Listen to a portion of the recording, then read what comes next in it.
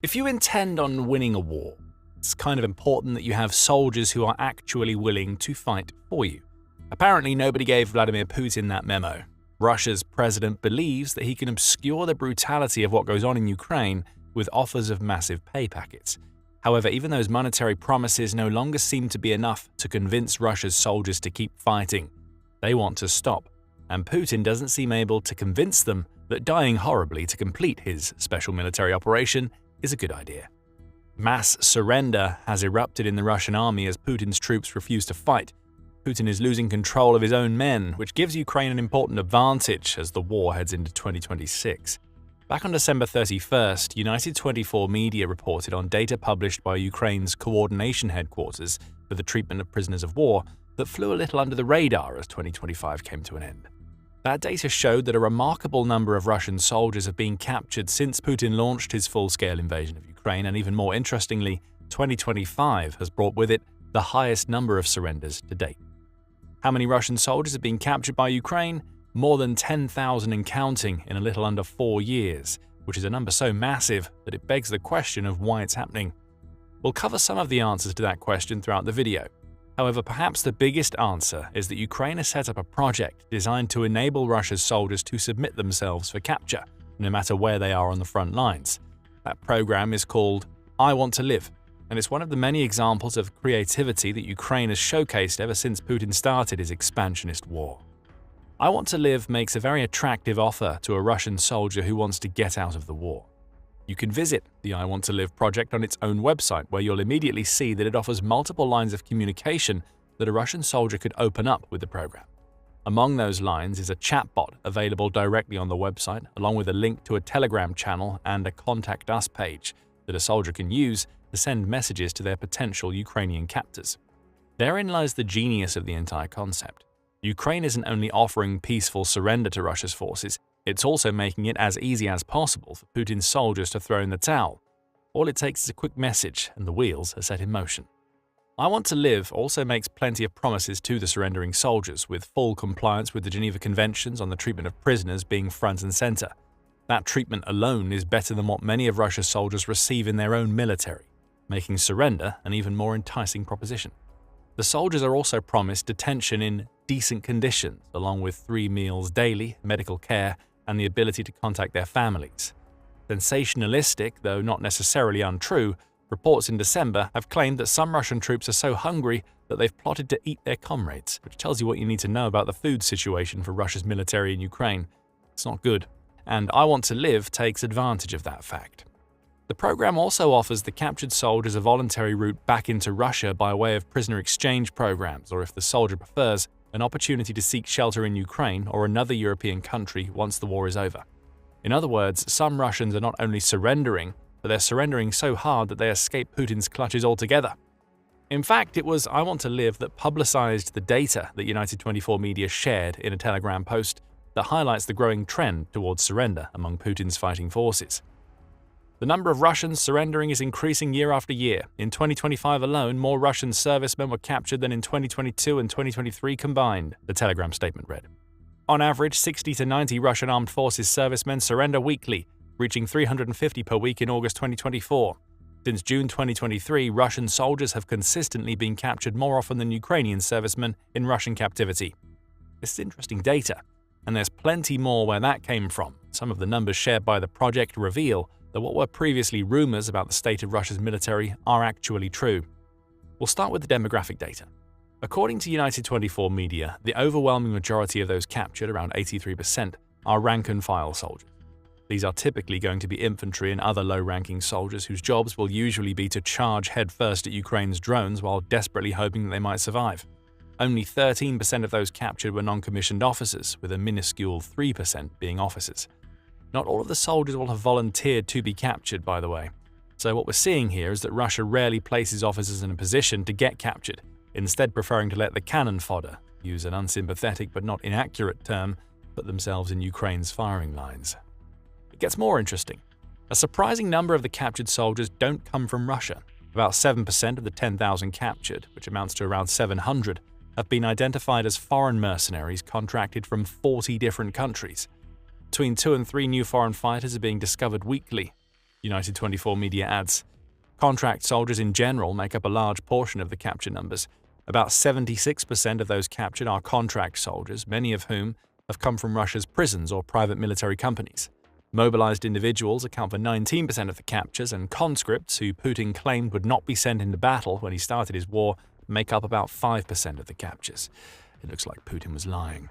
If you have legs and you can hold a gun, you're good enough to die in Ukraine. In interviews with captured soldiers, Ukraine has also discovered that Russia engages in deceitful and sometimes coercive campaigns to recruit soldiers. Furthermore, many of those soldiers have criminal backgrounds or histories that would otherwise make them vulnerable to lucrative contracts that the Kremlin waves in their faces. Almost a quarter of the 10,000 captured soldiers reported that they were coerced or misled into joining Russia's military. That alone is revealing. It tells us that about 1 in 4 Russian soldiers really don't want to be where they are because they were forced to be there or lied to about where they were going. For a leader who demands unquestioning loyalty from his soldiers, Putin certainly seems to be keen on giving them as many reasons they can find to abandon his cause, starting with hiring them when they don't even want to be part of that cause. Putin also favors the criminally inclined, with 40% of those captured having criminal records for offenses that range from theft, assault, drug-related offenses to homicide. Around 38% of the captured soldiers were unemployed before they found their way into the Russian military. 30% hadn't completed high school, and only 7% held higher education degrees. We're starting to get a picture of the Russian recruitment strategy. Using coercion and lies, Putin is recruiting what could be considered among the most vulnerable in Russian society. He focuses on the poorly educated, perhaps because he believes that this segment of people is more likely to sign up for the rubles because they won't be able to earn anything like what the Russian military offers any other way. As for criminals, they have the choice of staying in jail or heading to Ukraine, and it implies a lot about Russia's correctional facilities that so many are choosing Ukraine. Then there are the sick. Ukrainian officials say hundreds of those captured also suffer from chronic health conditions, including HIV, AIDS, tuberculosis, diabetes, and mental illnesses, United 24 Media reported. We mentioned earlier that these statistics confirm a lot of past rumors about reports of the Russian military. For instance, the Telegraph reported back in September 2025 that Dmytro Zhmylo of the Ukrainian Security and Cooperation Center had revealed that Russia was using sick soldiers to assault the embattled city of Pokrovsk. Those soldiers often have the diseases mentioned in the "I want to live" provided figures, and they're even forced to wear armbands that identify them as, for want of a better word, infected soldiers that Russia can use as cannon fodder in its assaults. The infected units are equipped similarly to other Russian military units. In fact, their level of provision is identical and quite low, Milo told the Telegraph in September, adding, "The only difference from the healthy military personnel of the Russian Federation is the various markings of the infected, namely the presence of special bandages." As for the undereducated that Putin's recruiters seem to target, their inclusion in such high numbers in the capture figures is indicative of what the BBC called Russia's transformation of war into a social ladder. In January 2025, the outlet noted that financial incentives have been Russia's main recruitment tool. Recruits at the time were being offered advance payments that were 450% higher than they had been previously, along with wages up to 600% higher than the average Russian income. That's a pretty tempting carrot on the end of the Russian stick. Putin just doesn't tell those on the lower rungs of Russia's social ladder that the stick tends to lead them into the path of Ukraine's drones. Russia's leader completes the deception by positioning service in the Russian military as the chance for the soldiers to take their place among the elite of the country's society. For both the undereducated and criminal elements that make up such huge portions of Ukraine's reported captures, that's a very tempting proposition. We will certainly continue to rely on such people in the future. They are the true, genuine, and authentic elite and pride of the country, the BBC reports Putin is saying in December 2024. Is it any wonder why so many who fall into the categories we've covered earlier sign up? When your alternative is life in near or abject poverty, a Russian prison cell, or a slow death due to a disease, a massive payday and the promise of being one of the elites of Russian society is huge. It's also likely a lie, as demonstrated by the fact that 1.22 million of Russia's soldiers have become casualties of Putin's war, including the 10,000 or so Ukraine reports that it's captured. You can't become elite when you have a bullet in your head or you've been blown up by a Ukrainian drone, after all. We also touched on Russia's use of foreign fighters earlier. It seems that Putin is more than happy to leave those foreign fighters, along with injured soldiers, out to dry once he's used them for his purposes. United 24 Media reports that the data shared indicates that Russia tends to prioritize ethnic Russians who have only been in captivity for a short period and have no serious injuries when arranging prisoner exchanges. The wounded aren't worth the effort for Putin, as they can't be sent back to the front lines. And if that seems like a harsh assessment, United 24 media says that Ukrainian officials have reported that at least 237 prisoners of war, or POWs, who have returned to Russia have ended up dying or have been reported missing in Ukraine after being redeployed. Another 4 have been captured for a second time, suggesting a consistent pattern of Russia taking back only its healthy-ish soldiers and then sending them back out to die. As for the foreign fighters, they seem to have little chance of returning to Russia, even if they wanted to. And that offers a perfect example of what Putin really thinks about the soldiers from outside of Russia who are signing up for his war. As Australia's ABC News reported in December, Russia has been working hard to get these foreign fighters to sign up. It's using social media campaigns, offering the same types of massive pay available to contract soldiers in Russia, and even dangling the prospect of Russian citizenship in front of foreign fighters. The end of 2025 has seen Russia try to close a growing manpower gap with this foreign recruitment. ABC News reports that the defense tech company Open Minds says that a third of the contract announcements that the Russian government now posts is aimed at foreign people. The number of those posts hit around 4,500 per month by mid-2025, having previously hovered around the 100 mark a year and a half before. That tells us a lot about Putin's manpower situation. His own citizens are starting to wise up to what really awaits them in Ukraine, or there simply aren't enough ethnic Russians left for Putin to churn through, at least from the categories of people that Russian recruiters like to target.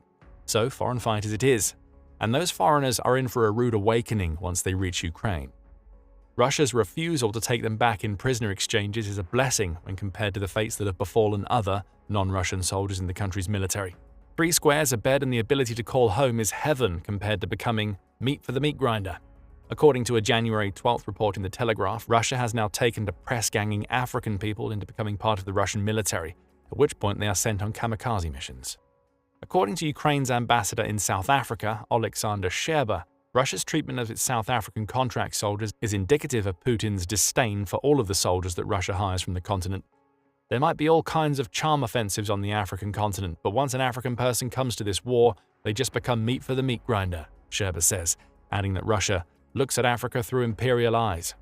In other words, Africa is little more than a resource to be exploited from Putin's perspective, and that may make Russia even more willing to lie to get what it wants in the form of more contract soldiers from the continent.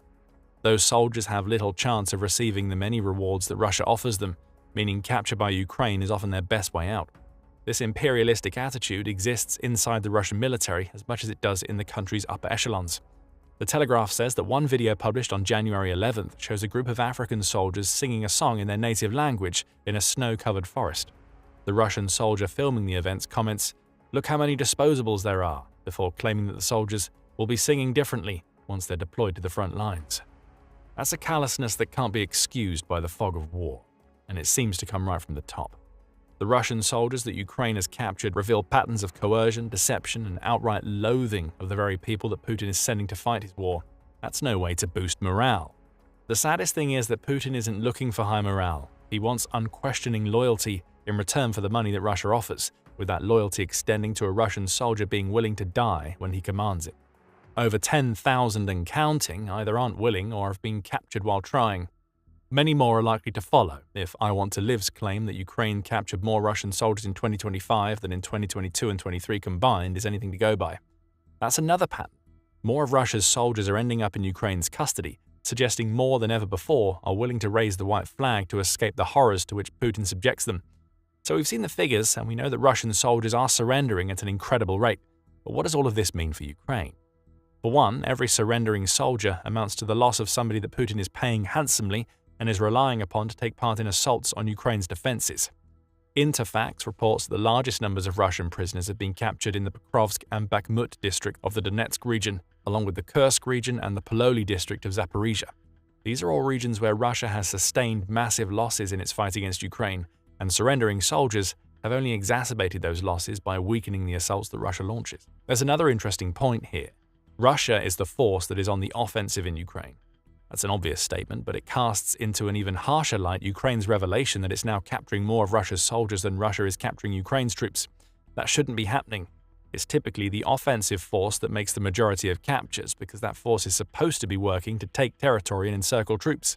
Russia's maneuvers are so poor that its soldiers consistently fail to isolate Ukraine's defensive forces. Often, the attacking Russians get caught in traps of Ukraine's design or establish weak footholds that end up being encircled themselves,